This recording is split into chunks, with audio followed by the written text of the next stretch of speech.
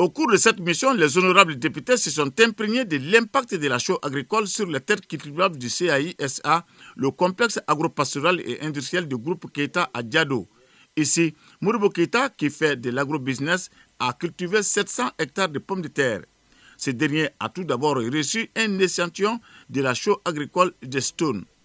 Après un essai réussi, M. Keita a trouvé que la chaux agricole avait considérablement augmenté le rendement de son champ de pommes de terre presque à 100%. Cette année, nous, on a acheté 2000 tonnes. Avant, ils avaient donné 30 tonnes à nous. On a essayé, on a vu que vraiment c'est du concret.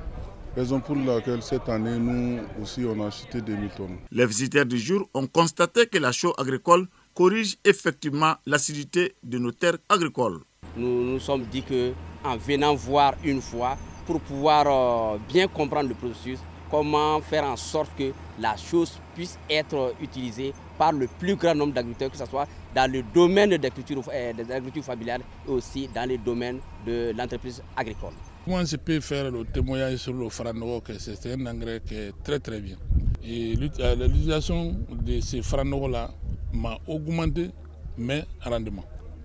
J'avoue que je suis véritablement surpris, agréablement surpris de ce que je viens de découvrir ici.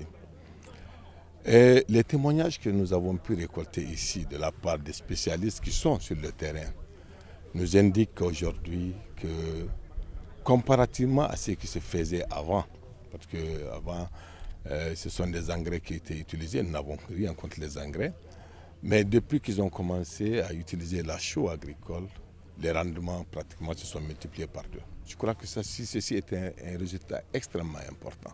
Pour accroître la productivité de nos sols, les députés font un plaidoyer pour que la chaux agricole soit subventionnée au même titre que les engrais et les autres intrants agricoles. Notre combat maintenant, c'est quoi? C'est d'amener à une meilleure subvention de la chaux pour que ça puisse être à la portée de tous les paysans maliens. Parce que tous les sols au Mali sont pareils. Tout compte fait, la chaux agricole vient de se positionner comme une des alternatives pouvant amener les producteurs à une agriculture intensive avec un bon rendement.